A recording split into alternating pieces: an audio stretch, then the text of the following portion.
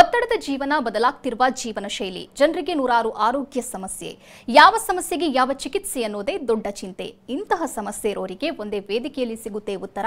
ಇದೇ ಟಿವಿ9ನ ವಿಶೇಷ ಕಾರ್ಯಕ್ರಮ ನಿಮ್ಮ ಡಾಕ್ಟರ್. ಬಂಜೆತನ ಇತ್ತೀಚಿನ ದಿನದಲ್ಲಿ ಹೆಣ್ಣು ಮಕ್ಕಳಲ್ಲಿ ಕಂಡುಬರುವಂತಹ ಸಮಸ್ಯೆಗಳಲ್ಲಿ ಒಂದಾಗಿದೆ. ಕಲುಷಿತ ಗಾಳಿ, ಪೋಷಕಾಂಶರಹಿತ ಆಹಾರ, ಅನುಚಿತ ಜೀವನ ಶೈಲಿ, ತಿಂಗಳ ಋತುಚಕ್ರದಲ್ಲಿ ಕ್ರಮಬದ್ಧತೆ ಇಲ್ಲದಿರುವುದು ಮಹಿಳೆಯರಲ್ಲಿನ ಬಂಜೆತನಕ್ಕೆ ಕಾರಣವಾಗಬಹುದು. ತಾಯ್ತನ ಅನುಭವಿಸಬೇಕು ಎನ್ನುವರು ಮಕ್ಕಳನ್ನ ಪಡೆಯುವಲ್ಲಿ ಶೂನ್ಯ ಕಾಣ್ತಿದ್ದಾರೆ. ಈ ಹಿಂದೆ ಬಂಜೆತನಕ್ಕೆ ಮಹಿಳೆಯೇ ಕಾರಣವೆಂದು ದೂಷಿಸಲಾಗ್ತಿತ್ತು. ಆದರೆ ಮಹಿಳೆಯರಷ್ಟೇ ಪುರುಷನು ಕೂಡ ಕಾರಣನಾಗ್ತಾನೆ. ಅನೇಕ ಬಾರಿ ಪುರುಷರಲ್ಲಿನ ಸಮಸ್ಯೆಯಿಂದಾಗಿ ದಂಪತಿ ಮಕ್ಕಳನ್ನ ಪಡೆಯುವಲ್ಲಿ ವಿಫಲರಾಗಿದ್ದಾರೆ. ಹೀಗಾಗಿ ಚಿಕಿತ್ಸೆಗೆ ತೆರಳುವಾಗ ದಂಪತಿಗಳು ಇಬ್ಬರೂ ಜೊತೆಗೆ ಹೋಗೋದು ಬಹಳ ಮುಖ್ಯ. ಇದರಿಂದಾಗಿ ಯಾರಲ್ಲಿ ಸಮಸ್ಯೆ ಇದೆ ಎಂದು ಸ್ಪಷ್ಟವಾಗಿ ತಿಳಿಯುತ್ತೆ. ಮದ್ಯಪಾನ, ಧೂಮಪಾನ ಸೇರಿದಂತೆ ಅನೇಕ ಕಾರಣಗಳಿಂದಾಗಿ ಪುರುಷರು ಸಮಸ್ಯೆಗೆ ಒಳಗಾಗ್ತಾರೆ. ಆದರೆ ಆಧುನಿಕ ಶಸ್ತ್ರಚಿಕಿತ್ಸೆ ಹಾಗೂ ಆರೈಕೆಗಳಿಂದ ಈ ಸಮಸ್ಯೆಯಿಂದ ದೂರ ಉಳ್ಕೊಳ್ಳಬಹುದು. ಮಕ್ಕಳನ್ನ ಪಡೆಯುವ ಆಸೆ ಬಿಟ್ಟವರು ಸಹ ತಮ್ಮ ಕನಸನ್ನ ನನಸಾಗಿಸಿಕೊಳ್ಳಬಹುದು. ಇವತ್ತಿನ ಕಾರ್ಯಕ್ರಮದಲ್ಲಿ ನಮ್ಮ ಜೊತೆಗಿದ್ದಾರೆ ಮಿಲನ್ ದಿ ಫರ್ಟಿಲಿಟಿ ಸ್ಪೆಷಲಿಸ್ಟ್ ಹಾಸ್ಪಿಟಲ್ನ ವೈದ್ಯರಾದ ಶಿಲ್ಪಾ ಎಲ್ಲೂರು. ಡಾಕ್ಟರ್, ಕಾರ್ಯಕ್ರಮಕ್ಕೆ ಸ್ವಾಗತ. ಇನ್ನು ವೀಕ್ಷಕರೇ, ಟಿವಿ ಸ್ಕ್ರೀನ್ನಲ್ಲಿರುವಂತಹ ಸಂಖ್ಯೆಗೆ ಕರೆ ಮಾಡೋ ಮೂಲಕ ತಾವು ಡಾಕ್ಟರ್ ಜೊತೆ ನೇರವಾಗಿ ಮಾತನಾಡಬಹುದು. ಡಾಕ್ಟರ್, ಇವತ್ತು ನಾವು ಸ್ಪೆಷಲಿ ಮೇಲ್ ಇನ್ಫರ್ಟಿಲಿಟಿ ಬಗ್ಗೆ ಮಾತನಾಡಲಿಕ್ಕಿದ್ದೇವೆ. ಫೀಮೇಲ್ ಇನ್ಫರ್ಟಿಲಿಟಿ ಬಗ್ಗೆ ತಿಳ್ಕೊಂಡಿದ್ದೀವಿ, ಒಂದಷ್ಟು ವಿಚಾರ ಗೊತ್ತಿದೆ. ಆದರೆ ಸಾಕಷ್ಟು ಜನರಿಗೆ ಮೇಲ್ ಇನ್ಫರ್ಟಿಲಿಟಿ ಬಗ್ಗೆ ಮಾಹಿತಿ ಬೇಕಾಗಿದೆ. ತಾವೇನು ಹೇಳ್ತೀರಾ, ಯಾಕೆ ಕಾಣಿಸ್ಕೊಳ್ಳುತ್ತೆ? ಸೊ ಇತ್ತೀಚೆಗೆ ಮೇಲ್ ಇನ್ಫರ್ಟಿಲಿಟಿ ತುಂಬ ಜಾಸ್ತಿ ಆಗಿದೆ. ಇನಿಷಿಯಲಿ ಇನ್ಫರ್ಟಿಲಿಟಿ ಕಾಸಲ್ಲಿ ಮೇಲ್ ಇನ್ಫರ್ಟಿಲಿಟಿ 20% ಕಾರಣ ಆಗ್ತಾಯಿತ್ತು. ಈಗ ಅದು ಇನ್ಕ್ರೀಸ್ ಆಗಿ 40% of the cause of infertility male ಫ್ಯಾಕ್ಟರಲ್ಲೇ ಇದೆ. ಓಕೆ, ಮೇಲ್ ಇನ್ಫರ್ಟಿಲಿಟಿ ಅಂದರೆ ಏನು? ಸೊ ಈಗ ಫಲವತ್ತಾದ ಸ್ತ್ರೀಯಲ್ಲಿ ಗರ್ಭಧಾರಣೆ ಉಂಟು ಮಾಡಲು ಪುರುಷರ ಅಸಮರ್ಥತೆಗೆ ನಾವು ಮೇಲ್ ಇನ್ಫರ್ಟಿಲಿಟಿ ಎಂದು ಕರೆಯುತ್ತೇವೆ. ಓಕೆ ಡಾಕ್ಟರ್, ಇನ್ನು ಕಾಣಿಸಿಕೊಳ್ಳೋದಕ್ಕೆ ಕಾರಣ ಏನು, reasons for that? So male ಇನ್ಫರ್ಟಿಲಿಟಿಗೆ ತುಂಬ ಕಾರಣಗಳಿದೆ. ಸೊ ಈಗಿನ lifestyle changes, especially smoking, youngsters ಎಲ್ಲ ಸ್ಮೋಕ್ ಮಾಡ್ತಾ ಇದ್ದಾರೆ. ಈ ಸ್ಮೋಕಿಂಗಲ್ಲಿ ನಿಕೋಟಿನ್ ಅಂತ ಒಂದು ಸಬ್ಸ್ಟೆನ್ಸ್ ಇರುತ್ತೆ. ಅದು ವ್ಯಾಸೋ ಕನ್ಸ್ಟ್ರಿಕ್ಷನ್ ಮಾಡಿ ಟೆಸ್ಟಿಸ್ಗೆ ಆಕ್ಸಿಜನ್ ಸಪ್ಲೈ ಕಡಿಮೆ ಮಾಡುತ್ತೆ. ಈ ಆಕ್ಸಿಜನ್ ಸಪ್ಲೈ ಕಡಿಮೆ ಆಗೋದ್ರಿಂದ ಸ್ಪರ್ಮಟೋಜೆನೆಸಿಸ್ಗೆ ಎಫೆಕ್ಟ್ ಆಗಿ ಸ್ಪರ್ಮ್ ಪ್ಯಾರಾಮೀಟರ್ಸಲ್ಲಿ ಎಫೆಕ್ಟ್ ಆಗುತ್ತೆ. Next unhealthy eating. ಸೊ ಈಗ ರೆಗ್ಯುಲರಾಗಿ ಯಾರು ಟೈಮ್ ಸರಿ ಊಟ ಮಾಡಲ್ಲ, ಜಂಕ್ ಫುಡ್ಸ್ ತುಂಬ ತಿಂತಾರೆ. ಸೊ ಅದರಿಂದ ಒಬೇಸಿಟಿ ಬರುತ್ತೆ. ಆ ಒಬೇಸಿಟಿಯಿಂದನೂ ನಮ್ಮ ಸ್ಪರ್ಮಟೋಜೆನೆಸಿಸ್ಗೆ ಎಫೆಕ್ಟ್ ಆಗುತ್ತೆ. So next is gadgets. ಈ ಮೊಬೈಲ್, ಲ್ಯಾಪ್ಟಾಪ್ಸ್ ತುಂಬ ಬಳಕೆ ಆಗಿದ್ದರಿಂದ ಇದರಲ್ಲಿ 5G ಆಮೇಲೆ 4G ಇತ್ಯಾದಿಗಳಿಂದ so it has a electromagnetic radiation. So it has a direct effect on the DNA of the sperm. ಅದರಿಂದ ಮೇಲ್ ಇನ್ಫರ್ಟಿಲಿಟಿಗೆ ತುಂಬ ಕಾರಣಗಳು ಇನ್ಕ್ರೀಸ್ ಆಗ್ತಾ ಇದೆ. ಓಕೆ ಡಾಕ್ಟರ್, ಇನ್ನು ಮೇಲ್ ಇನ್ಫರ್ಟಿಲಿಟಿಯ ಲಕ್ಷಣಗಳ ಬಗ್ಗೆ ಹೇಳೋದಾದರೆ ಮುಂಚಿತವಾಗಿ ಗೊತ್ತಾಗುತ್ತಾ ಹೇಗೆ? ಸೊ ಇದು ಮೇಲ್ ಇನ್ಫರ್ಟಿಲಿಟಿ ಅಂತ ಅವ್ರಿಗೆ 7 ಪ್ಯಾರಾಮೀಟರ್ಸಲ್ಲಿ ತೊಂದರೆ ಇದೆ ಅಂತ ಹೇಳಿ ಗೊತ್ತಾಗಕ್ಕೆ ಸಾಧ್ಯನೇ ಇಲ್ಲ. ಅವ್ರು ನಾರ್ಮಲ್ ಆಗೇ ಇರ್ತಾರೆ, ನಾರ್ಮಲ್ ಆಗೇ ಜೀವನ ಮಾಡ್ತಾರೆ, ನಾರ್ಮಲ್ ಆಗೇ ಸಂಬಂಧ ಮಾಡ್ತಾರೆ. ಬಟ್ ಅವ್ರು ಯಾವ ದಂಪತಿಗಳು ಟ್ರೀಟ್ಮೆಂಟ್ಗಂತ ನಮ್ಮ ಹತ್ರ ಬಂದಿರ್ತಾರೋ ಆವಾಗ ಅವ್ರಿಗೆ ಮೇಲ್ ಫ್ಯಾಕ್ಟರ್ ಏನಾದರೂ ತೊಂದರೆ ಇದೆ ಅಂತ ನಾವು ಇನ್ವೆಸ್ಟಿಗೇಟ್ ಮಾಡ್ತೀವಿ. So the basic test semen test ಅಂತ ಮಾಡ್ತೀವಿ. ಅದು ಮಾಡಿದಾಗನೇ ಗೊತ್ತಾಗುತ್ತೆ ಅವ್ರಿಗೆ ತೊಂದರೆ ಇದೆ ಅಂತ. ಅದರ್ವೈಸ್ ಏನು ಲಕ್ಷಣಗಳಂತ ಕಾಣಲ್ಲ. ಓಕೆ ಡಾಕ್ಟರ್, ಯಾವಾಗ ಈ ಟೆಸ್ಟ್ನ ಮಾಡಬೇಕು, ಅನಲೈಸ್ ಯಾವಾಗ ಮಾಡಬೇಕು? ಸೊ ಒಂದು ದಂಪತಿಗಳು ಮಕ್ಕಳಾಗಲ್ಲ ಅಂತ ಬಂದಿದ್ದಾಗೆ ಸೊ ಅವರು 12 ತಿಂಗಳು ಕಂಪ್ಲೀಟಾಗಿ ಟ್ರೈ ಮಾಡಿ, ಯಾವುದೇ ಕಾಂಟ್ರಸೆಪ್ಷನ್ ಇರಲಾರ್ದೆ ಟ್ರೈ ಮಾಡಿ ಮಕ್ಕಳಾಗಲಿಲ್ದಾಗೆ ಅವ್ರು ನಮ್ಮ ಹತ್ರ ಬರ್ತಾರೆ. ಸೊ ಆವಾಗ ಬಂದಾಗ as a male factor investigation ನಾವು ಸೆಮೆನ್ ಟೆಸ್ಟ್ ಅಂತ ಮಾಡ್ತೀವಿ. ಅದು ಮಾಡಿದಾಗನೇ ಗೊತ್ತಾಗೋದು. ಟೆಸ್ಟ್ ಪ್ರೊಸೀಜರ್ ಬಗ್ಗೆ ಹೇಳೋದಾದರೆ ಹೇಗಿರುತ್ತೆ? ಸೊ ಸೆಮೆನ್ ಅನಲೈಸಿಸ್ ಅಂತ ಹೇಳೋದು, so minimum 3 to 5 days of gap ಇರಬೇಕು, ಆಬ್ಸ್ಟಿನೆನ್ಸ್ ಇರಬೇಕು. ಅದಾದಮೇಲೆ ಪ್ರಿಫರಬಲಿ ಅವರು ಸೆಮೆನ್ನ ಲ್ಯಾಬಲ್ಲೇ ಕಲೆಕ್ಟ್ ಮಾಡಿ ಫರ್ಟಿಲಿಟಿ ಸೆಂಟರ್ ಹತ್ರನೇ ಅವ್ರು ಸೆಮೆನ್ ಕಲೆಕ್ಟ್ ಮಾಡಿ ಕೊಡಬೇಕು. ಅದಾದಮೇಲೆ ಅದನ್ನು ಅವರು ಫರ್ಟಿಲಿಟಿ ಸೆಂಟ್ರಲ್ಲಿ ಅನಲೈಸ್ ಮಾಡಿ ರಿಪೋರ್ಟಿಂಗ್ ಮಾಡ್ತಾರೆ. ಆಮೇಲೆ ತುಂಬ ಜನ ಏನು ಮಾಡ್ತಾರೆ, ಕಾಮನ್ ಲ್ಯಾಬಲ್ಲಿ ಪ್ಯಾಥಾಲಜಿ ಲ್ಯಾಬಲ್ಲಿ ಕೊಡ್ತಾರೆ. ಬಟ್ ಅಲ್ಲಿ ಸ್ಪೆಷಲೈಸ್ ಪೀಪಲ್ ಅಂತ ಇರಲ್ಲ. ಇಲ್ಲಿ ಫರ್ಟಿಲಿಟಿ ಸೆಂಟ್ರಲ್ಲಿ ಆಂಡ್ರಾಲಜಿಸ್ಟ್ ಅಂತ ಇರ್ತಾರೆ. They are specialised in 7 parameter testing ಅದೆಲ್ಲ. ಸೊ ರಿಪೋರ್ಟಿಂಗು ಕಂಪ್ಲೀಟಾಗಿ ಸಿಗುತ್ತೆ. ಅದರ್ವೈಸ್ ಹೊರಗಡೆ ಎಲ್ಲಾದರೂ ಮಾಡಿಸಿದ್ರೆ ಅದು ಇನ್ಕಂಪ್ಲೀಟ್ ರಿಪೋರ್ಟ್ ಇರುತ್ತೆ. So we want a complete report before we proceed to the treatment. So semen ಅನಲೈಸಿಸ್ನ ಫರ್ಟಿಲಿಟಿ ಸೆಂಟ್ರಲ್ಲಿ ಮಾಡೋದು ಒಳ್ಳೆಯದು. ಓಕೆ ಡಾಕ್ಟರ್, ಸೆಮೆನ್ ಅನಲೈಸ್ ಅನ್ನುವಂಥದ್ದು ಅಬ್ನಾರ್ಮಲಾ, ನಾರ್ಮಲಾ ಅನ್ನುವಂಥದ್ದು ಯಾವಾಗ ಗೊತ್ತಾಗುತ್ತೆ? ಸೊ ಒಂದ್ಸತಿ ಸಿಮೋನ್ ರಿಪೋರ್ಟ್ ಬಂದಮೇಲೆ ಅದರಲ್ಲಿ 2 ಥರದ ಫ್ಯಾಕ್ಟರ್ಸ್ ಇರುತ್ತೆ. ಒಂದು ಸ್ಕೋಪಿಕ್ ಫೀಚರ್ಸ್ ಆ್ಯಂಡ್ ಮ್ಯಾಕ್ರೋಸ್ಕೋಪಿಕ್ ಫೀಚರ್ಸ್ ಅಂತ. So depending on the report ನಾವು ಹೇಳ್ತೇವೆ. ಸೊ ಎಕ್ಸಾಂಪಲ್ ಮ್ಯಾಕ್ರೋಸ್ಕೋಪಿಕಲ್ಲಿ ವಾಲ್ಯೂಮ್ ಎಷ್ಟಿದೆ, ಕಡಿಮೆ ಇತ್ತು ಅಂತಂದರೆ ಎಲ್ಲಾದರೂ ಡಕ್ಟ್ ಆಬ್ಸ್ಟ್ರಕ್ಷನ್ ಇದೆ ಅಂತ, ಅಕಸ್ಮಾತ್ ಜಾಸ್ತಿ ಇತ್ತು ಅಂತಂದರೆ ಇನ್ಫೆಕ್ಷನ್ ಇದೆ ಅಂತ ಗೊತ್ತಾಗುತ್ತೆ ವಾಲ್ಯೂಮ್. ನೆಕ್ಸ್ಟ್ ಅದ್ರ pH ನೋಡ್ತಾ ಇವೆ, ಕಡಿಮೆ ಇತ್ತು ಅಂದರೆ ಇನ್ಫೆಕ್ಷನ್ ಇದೆ ಅಂತ ಅರ್ಥ ಆಗುತ್ತೆ. ಲಿಕ್ವಿಫಿಕೇಷನ್ ಟೈಮಿಂಗ್ ನಾರ್ಮಲ್ 15 to 30 ಮಿನಿಟ್ಸಲ್ಲಿ ಅದು ಲಿಕ್ವಿಫೈ ಆಗಬೇಕು. ಅದು 45 ಮಿನಿಟ್ಸ್ ಆದರೂ ಆಗಲಿಲ್ಲ ಅಂತಂದರೆ ಅದರಲ್ಲಿ ಇನ್ಫೆಕ್ಷನ್ ಇದೆ ಅಂತ ಅರ್ಥ ಆಗುತ್ತೆ. Next coming to the microscopic features, ಇದು ಇಂಪಾರ್ಟೆಂಟ್ ಫ್ಯಾಕ್ಟರ್ಸ್. ಕೌಂಟ್ ನೋಡ್ತೀವಿ, ನಾರ್ಮಲ್ ಸ್ಪರ್ಮ್ ಕೌಂಟ್ ಏನಿರುತ್ತೆ ಒಂದು 80 to 100 ಮಿಲಿಯನ್ಸ್ ಇರುತ್ತೆ. So according to WHO minimum 15 million count ಇರಬೇಕು. ಅದಕ್ಕಿಂತ ಕಡಿಮೆ ಕೌಂಟ್ ಇತ್ತು, ಸ್ಪರ್ಮ್ಸ್ ಕೌಂಟ್ ಇತ್ತು ಅಂದರೆ ನಾವು ಆಲಿಗೋಜೂಸ್ಪರ್ಮಿಯಾ ಅಂತ ಹೇಳ್ತೇವೆ. Next coming to the motility of the sperm, ಅಂದರೆ ಮುಂದಕ್ಕೆ ಹೋಗೋ ಕ್ಷಮತೆ ಎಷ್ಟಿದೆ ಆ ಸ್ಪರ್ಮ್ಗೆ ಅಂತ. So normal it is 40%. So 40%ಗಿಂತ ಕಡಿಮೆ ಇತ್ತು ಅಂತಂದರೆ ನಾವು ಆ ಕಂಡೀಷನ್ಗೆ ಅಸ್ತಿನೋಜೂಸ್ಪರ್ಮಿಯಾ ಅಂತ ಕರಿತೇವೆ. Next coming to the morphology, ಆ ಸ್ಪರ್ಮ್ದ ಆಕಾರ ಹೇಗಿದೆ ಅಂತ. ಸೊ ನಮ್ಗೆ ಹೇಗೆ ಆಕಾರ ಇರುತ್ತೋ ಆ ಸ್ಪರ್ಮ್ ಕೂಡ ಬಾಡಿ, ಹೆಡ್, ಟೇಲ್ ಅಂತ ಇರುತ್ತೆ. ಸೊ ಅದರಲ್ಲಿ ಏನಾದರೂ ತೊಂದರೆ ಇತ್ತು ಅಂತಂದರೆ ಮಾರ್ಫಾಲಜಿ ಎಫೆಕ್ಟ್ ಆಗಿದೆ, ಅಂದರೆ ಟೆರಟೋಜೂಸ್ಪರ್ಮಿಯಾ ಅಂತ ಕರಿತೇವೆ. So depending on the condition ನಾವು ನಾರ್ಮಲ್ ಎಬ್ನಾರ್ಮಲ್ ಅಂತ ಹೇಳ್ತೇವೆ. ಓಕೆ ಡಾಕ್ಟರ್, ಒಬ್ರು ಕಾಲರ್ ಇದ್ದಾರೆ, ವರ್ಷ ಬೆಂಗಳೂರಿನಿಂದ ಕರೆ ಮಾಡಿದ್ದಾರೆ. ನಮಸ್ತೆ ವರ್ಷ ಅವರೇ. ನಮಸ್ತೆ ಮೇಡಮ್. ಸಮಸ್ಯೆ ಹೇಳ್ಕೊಳ್ಳಿ. ಅದು ಮಗುಬೇಕಿತ್ತು, ಅದು ಆಗ್ತಿಲ್ಲ. ಒಂದು 10 ವರ್ಷ ಆಗಿದೆ ಮದ್ವೆ ಆಗಿದೆ. ಏನ್ ಪ್ರಾಬ್ಲಮ್ ಅಂತ ಗೊತ್ತಿಲ್ಲ. ಈಗ ಮೆನ್ಸಸ್ ಬೇರೆ ಕಮ್ಮಿ ಆಗ್ತಾ ಇದೆ. ಸೊ ನೀವು ಒಂದು ಫರ್ಟಿಲಿಟಿ ಸೆಂಟರ್ಗೆ ಹೋಗಿಮ್ಮ, ನಿಮ್ಮನ್ನಾಯಿತು ನಿಮ್ಮ ಹಸ್ಬೆಂಡ್ ಆಯಿತು ಕಂಪ್ಲೀಟ್ ಇನ್ವೆಸ್ಟಿಗೇಷನ್ ಮಾಡ್ತಾರೆ. ಅದು ಎಲ್ಲಿ ತೊಂದರೆ ಇದೆ ಅಂತ ಕಂಡು ಹಿಡಿತಾರೆ. ಅದಾದಮೇಲೆ ಟ್ರೀಟ್ಮೆಂಟ್ ಅದ್ರ ಮೇಲೆ ಡಿಪೆಂಡ್ ಆಗುತ್ತೆ. ಪೀರಿಯಡ್ ಕರೆಕ್ಟಾಗಿ ಆಗ್ತಾ ಇಲ್ಲ ಮೇಡಮ್, ಏನು ಮಾಡೋದು? ನಿಮ್ಮದು ಫೆಲೋಪಿಯನ್ ಟ್ಯೂಬ್ ಟೆಸ್ಟ್ ಮಾಡಿದಾರಾ, ನಿಮ್ಮ ಹಸ್ಬೆಂಡ್ ಸೆಮೆನ್ ಟೆಸ್ಟ್ ಆಗಬೇಕು. ಇದೆಲ್ಲ ಆದಮೇಲೆ ಅವ್ರು ಹೇಳೋದು ಎಲ್ಲಿ ತೊಂದರೆ ಇದೆ ಅಂತ. ತೊಂದರೆ ಪ್ರಕಾರನೇ ಟ್ರೀಟ್ಮೆಂಟ್ ನೀಡಲಾಗುತ್ತೆ. ಧನ್ಯವಾದ ಕರೆ ಮಾಡಿದ್ದಕ್ಕಾಗಿ. Doctor, in case semen abnormal ಬಂದರೆ ಚಿಕಿತ್ಸೆ ಹೇಗೆ? ಸೊ ಸೆಮೆನ್ದು ಅದರಲ್ಲೂ ನಾವು ಕೌಂಟಲ್ಲೂ ಮೈಲ್ಡ್, ಮಾಡ್ರೇಟ್, ಸಿವಿಯರ್ ಅಂತ ಹೇಳ್ತೇವೆ. ಈವನ್ ಮೊಟಿಲಿಟಿಯಲ್ಲೂ ಅಷ್ಟೇ ಮೈಲ್ಡ್, ಮಾಡ್ರೇಟ್, ಸಿವಿಯರ್ ಅಂತ ಹೇಳ್ತೇವೆ. ಸೊ ಈಗ ಮೈಲ್ಡ್ ಇತ್ತು ಅಂತಂದರೆ ನಾವು IUI ಆ ಥರ ಹೇಳ್ತೇವೆ. ಸಿವಿಯರ್ ಆಗಿ ಎಫೆಕ್ಟ್ ಆಗಿತ್ತು ಅಂತಂದರೆ ನಾವು IVF ಅಂತ ನೆಕ್ಸ್ಟ್ ಟ್ರೀಟ್ಮೆಂಟ್ ಹೇಳ್ತೇವೆ. So depending on the condition will decide the treatment. IUI ಅಂದ್ರೇನು? IUI ಅಂತಂದರೆ ಇಟ್ಸ್ ಇಂಟ್ರಾ ಯೂಟ್ರೈನ್ ಇನ್ಸೆಮಿನೇಷನ್. ಈ ಕಂಡೀಷನಲ್ಲಿ ನಾವು ಸೆಮೆನ್ನ ಪ್ರಾಸೆಸ್ ಮಾಡ್ತೀವಿ, ಪ್ರಾಸೆಸ್ ಮಾಡಿ ಯೂಟ್ರಸಲ್ಲಿ ಟ್ರಾನ್ಸ್ಫರ್ ಮಾಡ್ತೇವೆ. ಸೊ ಇದಕ್ಕೆ ಇಂಟ್ರಾ ಯೂಟ್ರೈನ್ ಇನ್ಸೆಮಿನೇಷನ್ ಅಂತ ಹೇಳ್ತೇವೆ. ಓಕೆ ಡಾಕ್ಟರ್, IUI ಮತ್ತು IVFಗೆ ಇರುವಂತಹ ಡಿಫ್ರೆನ್ಸಸ್ ಏನು? ಏನಾದರೂ ಡಿಫ್ರೆನ್ಸ್ ಇದೆಯಾ? IUI ಅಂತಂದರೆ ನಾವು ಸೆಮೆನ್ನ ಪ್ರಾಸೆಸ್ ಮಾಡಿ ಯೂಟ್ರಸ್ಗೆ ಜಸ್ಟ್ ರಿಲೀಸ್ ಮಾಡ್ತೀವಿ at the time of ovulation. ಇದು ಮಿಕ್ಕಿದೆಲ್ಲ ಸ್ಟೆಪ್ಸು ನ್ಯಾಚುರಲ್ ಆಗೇ ಇರುತ್ತೆ. ಇದರಲ್ಲಿ ನಾವು ಎಗ್ಸ್ ಆಯಿತು, ಸ್ಪರ್ಮ್ ಆಯಿತು ಬಾಡಿಯಿಂದ ಹೊರಗಡೆ ತೆಗೆಯಲ್ಲ. ಬಟ್ IVF ಅಲ್ಲಿ ಇಟ್ಸ್ ಕಂಪ್ಲೀಟ್ಲಿ ಎಕ್ಸ್ಟರ್ನಲ್ ಪ್ರೊಸೀಜರ್. ಇಲ್ಲಿ ಫರ್ಟಿಲೈಸೇಷನ್ ಹೊರಗಡೆ ಆಗುತ್ತೆ, ದೇಹದಿಂದ ಹೊರಗಡೆ ಆಗುತ್ತೆ. ಅದಕ್ಕೆ ನಾವು ಇನ್ ವಿಟ್ರೋ ಫರ್ಟಿಲೈಸೇಷನ್ IVF ಅಂತಲೇ ಕರೆಯೋದು. ಈ ಪ್ರಾಸೆಸಲ್ಲಿ ಏನು ಮಾಡುತ್ತೆ, ಒಂದು ಸ್ತ್ರೀಗೆ ಸೆಕೆಂಡ್ ಡೇ ಆಫ್ ದ ಪೀರಿಯಡ್ಸಿಂದ ಇಂಜೆಕ್ಷನ್ಸ್ ಕೊಡ್ತೇವೆ. ಒಂದು 8 to 10 ಡೇಸ್ ಇಂಜೆಕ್ಷನ್ ಕೊಡ್ತೇವೆ. ಆಮೇಲೆ ಎಲ್ಲ ಮೊಟ್ಟೆ ಬೆಳೆದ ಮೇಲೆ ಅಂಡರ್ ಅನೆಸ್ಥೇಷಿಯಾ ನಾವು ಆಸ್ಪಿರೇಟ್ ಮಾಡ್ತೇವೆ ಹೊರಗಡೆ. ಅದಾದಮೇಲೆ ಹಸ್ಬೆಂಡಿಂದ ಸೆಮೆನ್ ಕಲೆಕ್ಟ್ ಮಾಡ್ತೇವೆ. ಸೊ ಅದಾದಮೇಲೆ ಸ್ಪರ್ಮ್ಸ್ ಆ್ಯಂಡ್ ಎಗ್ಸ್ ಲ್ಯಾಬಲ್ಲೇ ಮಿಕ್ಸ್ ಆಗುತ್ತೆ. ಅದು ಇಕ್ಸಿ ಆದರೂ ಇರ್ಬೋದು, IVF ಆದರೂ ಇರ್ಬೋದು. ಇಕ್ಸಿಯಲ್ಲಿ ಏನು ಮಾಡ್ತೀವಿ ಅಂತಂದರೆ intracytoplasmic sperm injection, manually the ಸ್ಪರ್ಮ್ನ ಎಗ್ಗಲ್ಲಿ ಇಂಜೆಕ್ಟ್ ಮಾಡ್ತೇವೆ. ಅದಾದಮೇಲೆ 3 to 5 ಡೇಸ್ ಅದು ಲ್ಯಾಬಲ್ಲಿ ಕಲ್ಚರ್ ಆಗುತ್ತೆ. ಅದಾದಮೇಲೆ ಅದು ಭ್ರೂಣ ಆದಮೇಲೆ ಅದನ್ನು ವಾಪಸ್ ಸ್ತ್ರೀಯ ಗರ್ಭಕೋಶಕ್ಕೆ ಟ್ರಾನ್ಸ್ಫರ್ ಮಾಡ್ತೇವೆ. ಅದಕ್ಕೆ ಫ್ರೆಶ್ ಎಂಬ್ರಿಯೋ ಟ್ರಾನ್ಸ್ಫರ್ ಅಂತಾದರೂ ಹೇಳ್ತೇವೆ. ಇಲ್ಲ ಅಂತಂದರೆ ಅದನ್ನು ಫ್ರೀಸ್ ಮಾಡಿ ಒಂದು ಕಪಲ್ ಆಫ್ ಮಂತ್ಸ್ ಬಿಟ್ಟು ಮತ್ತೆ ಟ್ರಾನ್ಸ್ಫರ್ ಮಾಡೋದಕ್ಕೆ ಫ್ರೋಝನ್ ಎಂಬ್ರಿಯೋ ಟ್ರಾನ್ಸ್ಫರ್ ಅಂತ ಹೇಳ್ತೇವೆ. So IUI is almost it's a natural process. IVF is completely a artificial process. Okay doctor, ಇನ್ನು IUIನ ತಾವು ಯಾರಿಗೆ ಸಜೆಸ್ಟ್ ಮಾಡ್ತೀರಾ?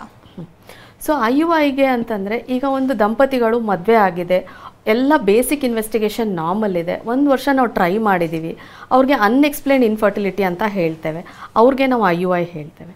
ಯಾರಿಗೆ ಇರೆಕ್ಟೈಲ್ ಡಿಸ್ಫಂಕ್ಷನ್ ಇರುತ್ತೋ ಅವ್ರಿಗೆ ನಾವು IUI ಹೇಳ್ತೇವೆ. ಫೀಮೇಲ್ಸ್ಗೆ they are very sensitive females, ಅಂದರೆ ಸಿವಿಯರ್ ವೆಜೈನಿಸಮಸ್ ಇದೆ, ಅವ್ರಿಗೆ ನಾವು IUI ಹೇಳ್ತೇವೆ. ನೆಕ್ಸ್ಟು ಮೇಲ್ ಫ್ಯಾಕ್ಟ್ರಲ್ಲಿ ಮೈಲ್ಡ್ ಮೊಟಿಲಿಟಿ ಕಡಿಮೆ ಇದೆ, ಮೈಲ್ಡ್ ಕೌಂಟ್ ಕಡಿಮೆ ಇದೆ, ಅವ್ರಿಗೆ ನಾವು IUI ಹೇಳ್ತೇವೆ. ಓಕೆ ಡಾಕ್ಟರ್, ಇನ್ನು ಸಕ್ಸಸ್ ರೇಟ್ ಬಗ್ಗೆ ಮಾತನಾಡೋದಾದರೆ ಹೇಗಿದೆ? So IUI success rate per cycle it is about 15 to 20%. So ಇದು ಇನ್ನೂ ಲ್ಯಾಬ್ ಕಂಡೀಷನ್ಸ್ ಎಲ್ಲ ತುಂಬ ಚೆನ್ನಾಗಿದೆ ಅಂತಂತಂದರೆ ಅಪ್ ಟು 25% ಕೂಡ ಹೋಗ್ಬೋದು. ಓಕೆ ಡಾಕ್ಟರ್, ಟ್ರೀಟ್ಮೆಂಟ್ ಪ್ರೊಸೀಜರ್ ಬಗ್ಗೆ ಮಾತನಾಡೋದಾದರೆ ಹೇಗಿರುತ್ತೆ? ಸೊ ಈಗ ಒಂದು ಸ್ತ್ರೀ ಪೀರಿಯಡ್ ಸೆಕೆಂಡ್ ಡೇ ಅವಳು ಸೆಂಟ್ರಿಗೆ ವಿಸಿಟ್ ಮಾಡಬೇಕು. ಅವಳಿಗೆ ಸ್ವಲ್ಪ ಬ್ಲಡ್ ಟೆಸ್ಟ್ ಮಾಡುತ್ತೆ, ಸ್ಕ್ಯಾನ್ ಮಾಡುತ್ತೆ, ಆಮೇಲೆ ಸ್ವಲ್ಪ ಮೆಡಿಸಿನ್ ಸ್ಟಾರ್ಟ್ ಮಾಡ್ತೇವೆ. ಅದಕ್ಕೆ ಓವ್ಯುಲೇಷನ್ ಇಂಡಕ್ಷನ್ ಅಂತ ಹೇಳ್ತೇವೆ.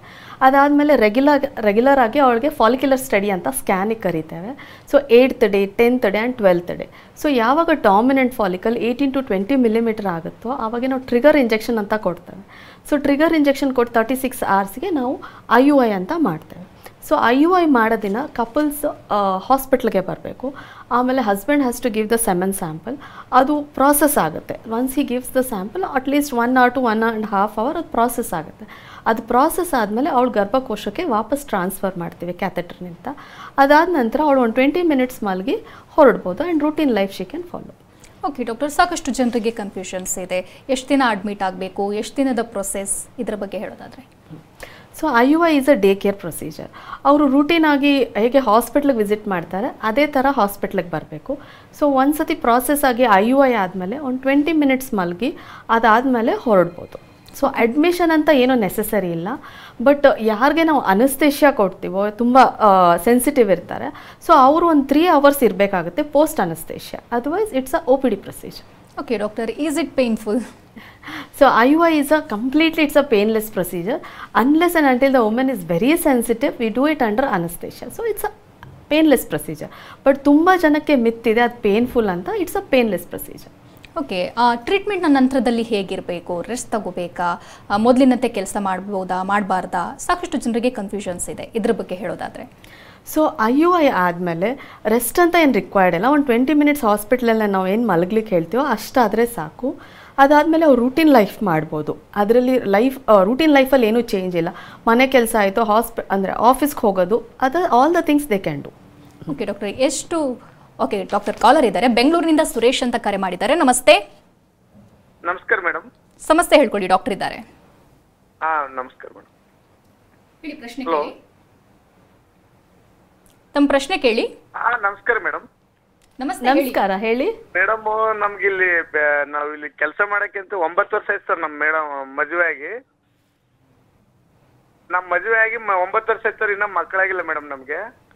ಹೇಳಿ, ನೀವೆಲ್ಲಾದ್ರೂ ತೋರಿಸಿದ್ದೀರಾ? ಇಲ್ಲಿ ಇಂದ್ರನಗರಲ್ಲಿ ತೋರಿಸ್ತಾ ಇದೀವಿ ಮೇಡಮ್. ನಮ್ಗೆ ಸ್ವಲ್ಪ ವಿವರಣೆ ಕಡಿಮೆ ಇದೆ ಅಂತ ಹೇಳಿದಾರೆ ಮೇಡಮ್. ನಮ್ಮ ಮನೆಯವರು 4 ತಿಂಗಳು 5 ತಿಂಗಳು ಮುಟ್ಟಾಗ್ತಾ ಇದಾರೆ ಮೇಡಮ್.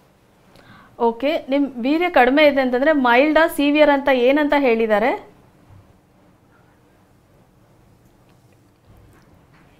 ಸ್ವಲ್ಪ ಕಡಿಮೆ ಇದೆನಾ, ತುಂಬ ಕಡಿಮೆ ಇದೆ ಅಂತ ಹೇಳಿದ್ದಾರೆ? ದಯವಿಟ್ಟು ತಾವು ಟಿವಿ ವಾಲ್ಯೂಮ್ ಮ್ಯೂಟ್ ಮಾಡಿ ಮಾತನಾಡಿ, ಇಲ್ದಿದ್ರೆ ಕರೆ ಕಟ್ ಆಗುತ್ತೆ. ಹೌದ್ರಿ ಮೇಡಮ್, ಸರಿ ಹೊರಗಡೆ ಹೋಗ್ತೀವಿ. ಪ್ರಶ್ನೆ ಕೇಳಿ ತಾವು. ಅದೇ ಮೇಡಮ್, ನಮ್ಗೆ ಮಕ್ಕಳ ಸಲುವಾಗಿ ಇಲ್ಲಿ ಬೆಂಗಳೂರಿಗೆ ಬಂದು ಕೆಲಸ ಮೇಡಮ್. ಆಯ್ತು, ನಿಮ್ದು ವೀರ್ಯದಲ್ಲಿ ಕೌಂಟ್ ಕಡಿಮೆ ಇದೆ ಅಂತಂದ್ರೆ, ಮೈಲ್ಡ್ ಇತ್ತು ಅಂತಂದ್ರೆ IUI ಅಂತ ಪ್ರೊಸೆಸ್ ಹೇಳ್ತಾರೆ, ಅದಕ್ಕೆ ನೀವು ಹೋಗ್ಬೋದು. ನಿಮ್ಮ ವೀರ್ಯದಲ್ಲಿ ತುಂಬಾನೇ ಸಿವಿಯರ್ ಆಗಿ ಪ್ರಾಬ್ಲಮ್ ಇದೆ ಅಂತಂದ್ರೆ IVF ಅಂತ ನೆಕ್ಸ್ಟ್ ಸ್ಟೆಪ್ ಹೇಳ್ತಾರೆ. ಸೊ ನೀವು ಆ ಟ್ರೀಟ್ಮೆಂಟ್ಗೆ ಹೋಗ್ಬೋದು.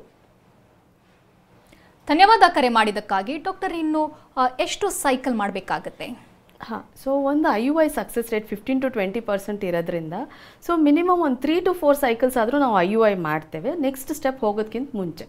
ಸೊ ಇನ್ ಬಿಟ್ವೀನ್ ಅಲ್ಲಿ ನಮಗೆ 2 to 3 cycles ಆದಮೇಲೆ ಏನಾದರೂ ಕಾಣಿಸ್ತು ಅಂದರೆ ನಾವು ಮಧ್ಯ ಲ್ಯಾಪ್ರೋಸ್ಕೋಪಿ, ಹಿಸ್ಟ್ರೋಸ್ಕೋಪಿ ಅಂತ ಮಾಡಿಕೊಂಡು ಅದಾದಮೇಲೂ ಒಂದು 2 to 3 cycles ಮುಂದಕ್ಕೆ ಮಾಡ್ತಾರೆ.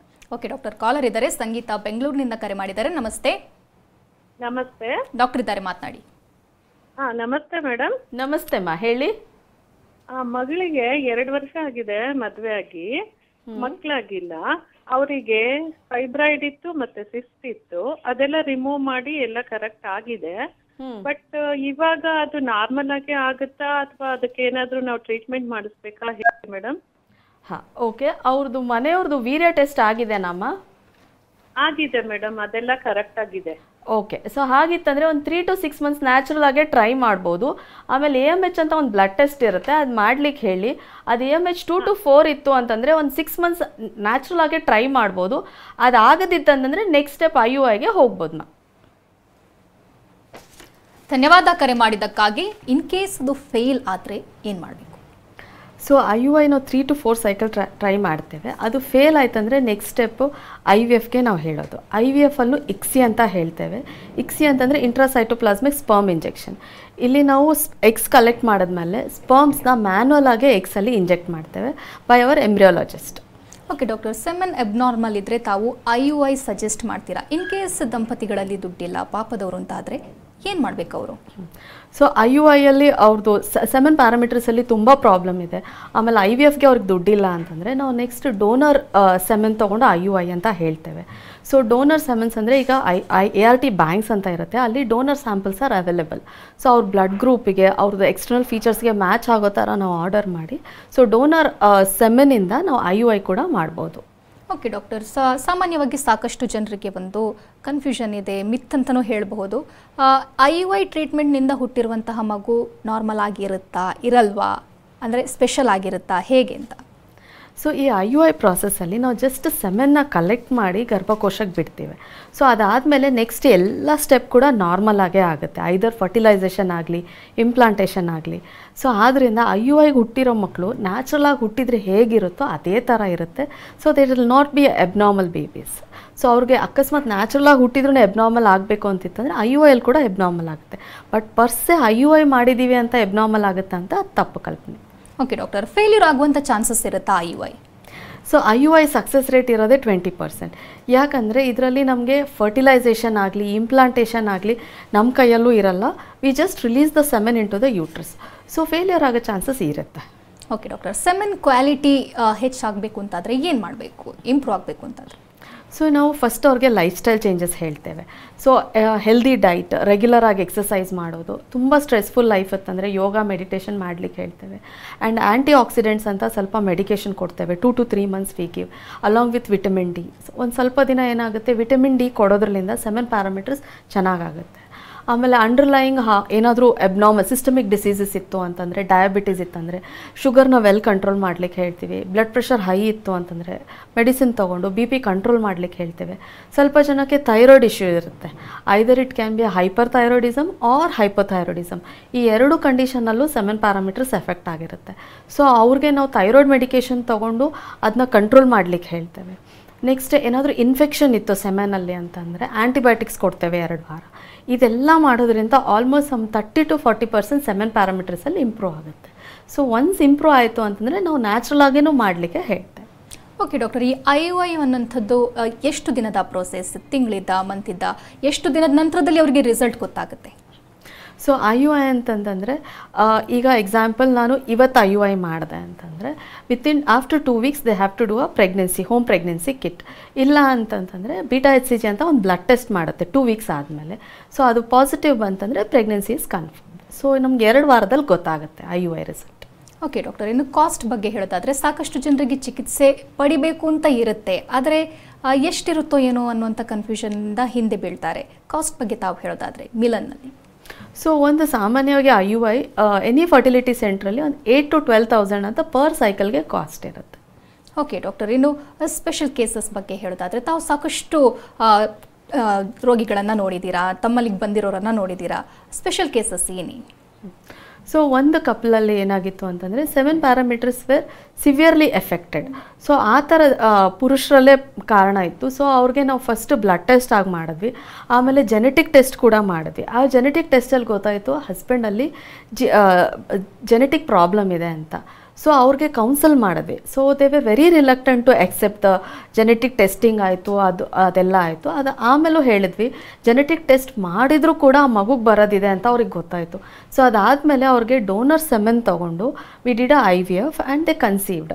ಸೊ ಇದು ತಮ್ಮದು ಅಲ್ಲ ಅಂತ ನಮ್ಮದೇ ಅಂತ ಅಂದ್ಕೊಳ್ಳೋದು ಡೋನರ್ ಸ್ಪರ್ಮ್ಸ್ ಯೂಸ್ ಮಾಡಿದ್ಮೇಲೆ it's a great thing for that couple. So acceptance is very very important. ಈಗ ತೊಂದರೆ ಇದೆ ಅಂತ we have to accept the condition and go we head with that. Okay doctor, ಇನ್ನು IUI ಚಿಕಿತ್ಸೆ ತಗೊಂಡ ನಂತರದಲ್ಲಿ conceive ಆಗ್ತಾರೆ. ಕನ್ಸೀವ್ ಆದ ನಂತರದಲ್ಲಿ ಇನ್ ಕೇಸ್ ಎಬ್ನಾರ್ಮಲ್ ಇದ್ದರೆ ರಿಮೂವ್ ಮಾಡ್ಬೋದಾ, ಹೇಗೆ? So as a rule any pregnancies up to 5th month any abnormality diagnose ಆಯಿತು ಅಂತಂದರೆ so we can abort it according to the law. Okay doctor, ಇನ್ನು ತಮ್ಮ ಹಾಸ್ಪಿಟಲಲ್ಲಿ ಯಾವೆಲ್ಲ ಚಿಕಿತ್ಸೆ ನೀಡ್ತೀರಾ ಇದ್ರ ಬಗ್ಗೆ ಹೇಳೋದಾದರೆ, ಹಾಸ್ಪಿಟಲ್ನ ಬಗ್ಗೆ ಹೇಳೋದಾದರೆ? ಎಸ್, ಮಿಲನಲ್ಲಿ ಕಂಪ್ಲೀಟ್ ಟ್ರೀಟ್ಮೆಂಟ್ ಇದೆ. ಒಂದು ಫಿಮೇಲ್ ಇನ್ಫರ್ಟಿಲಿಟಿಗಾಗಲಿ ಎಲ್ಲ ಬೇಸಿಕ್ಕಿಂದ ಅಡ್ವಾನ್ಸ್ಮೆಂಟ್ ಅಂಟೆ ಇನ್ವೆಸ್ಟಿಗೇಷನ್ಸ್ ಇದೆ, ಜೆನೆಟಿಕ್ ಟೆಸ್ಟ್ ಕೂಡ ಇದೆ. ಸೊ ಯಾವುದಾದ್ರೂ ಕಪಲಲ್ಲಿ family history of genetic disease ಇತ್ತು ಅಂತಂದರೆ ಅವ್ರಿಗೆ PGTA, PGTM, PGTSR ಅಂತ ಜೆನೆಟಿಕ್ ಟೆಸ್ಟ್ಗಳು ಇದೆ. ಆ್ಯಂಡ್ ಮೇಲ್ಸಿಗೆ ಯಾರಿಗೆ ಅಜೋಸ್ಪರ್ಮಿಯಾ ಅಂತ ಇರುತ್ತೆ, ಕಂಪ್ಲೀಟ್ ಆಬ್ಸೆಂಟ್ ಆಫ್ ಸ್ಪಾಮ್ಸ್ ಇರುತ್ತೋ ಅವ್ರಿಗೆ ನಾವು specialise process like Tessa, Pisa, ಮೈಕ್ರೋಟಿಸೆ ಅದೆಲ್ಲ ಪ್ರೊಸೀಜರ್ಸ್ ಕೂಡ ಇದೆ. ಅದು ಅಡ್ವಾನ್ಸ್ಮೆಂಟ್ ಅಂತಂದರೆ ಈಗ ಎಂಬ್ರಿಯೋ ಹಾಕಿದ ಮೇಲೂ ರಿಪೀಟೆಡ್ IVF ಫೇಲ್ ಆಗುತ್ತೆ. ಅವ್ರಿಗೆ ನಾವು ನೆಕ್ಸ್ಟ್ ಸ್ಟೇಜ್ ಅಂತಂತಂದರೆ ಲೇಸರ್ ಅಸಿಸ್ಟೆಡ್ ಹ್ಯಾಚಿಂಗ್.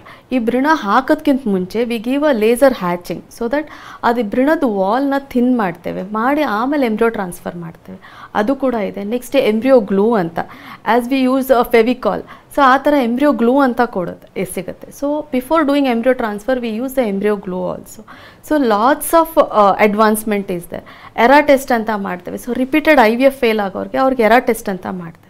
ಸೊ ಇದೆಲ್ಲನೂ ಆಗಲಿಲ್ಲ ಅಂತಂದರೆ next we have a third party reproduction, either donor eggs ಆಗಲಿ, donor sperm, surrogacy. So all the test R ಇನ್ ಮಿಲನ್, ನಮ್ಮ ಸೆಂಟ್ರಲ್ಲಿ ಅವೈಲೇಬಲ್ ಇದೆ. ಸೊ ಯಾವುದೇ ದಂಪತಿಗಳು ಬಂದರೆ ಅವ್ರ ಮಕ್ಕಳಿಲ್ಲಾರ್ದ ಖಾಲಿ ಕೈಯಲ್ಲಿ ಯಾವತ್ತೂ ಹೋಗಲ್ಲ. ಥ್ಯಾಂಕ್ ಯು ಡಾಕ್ಟರ್, ಸಾಕಷ್ಟು ಮಾಹಿತಿ ನೀಡಿದ್ರಿ. ಇನ್ನು ವೀಕ್ಷಕರೇ, ಡಾಕ್ಟರನ್ನು ನೇರವಾಗಿ ಭೇಟಿಯಾಗಬೇಕು ಅಂದರೆ ಅಡ್ರೆಸ್ ಪ್ಲೇಟ್ ಇಂತಿದೆ, ನೋಟ್ ಮಾಡ್ಕೊಳ್ಳಿ. ಮಿಲನ್ ದಿ ಫರ್ಟಿಲಿಟಿ ಸ್ಪೆಷಲಿಸ್ಟ್, 4ನೇ ಮಹಡಿ, flat number 7G, graphite road, graphite India ಎದುರು, ವೈಟ್ ಫೀಲ್ಡ್, ಬೆಂಗಳೂರು 560048. ದೂರವಾಣಿ ಸಂಖ್ಯೆ 7039169628.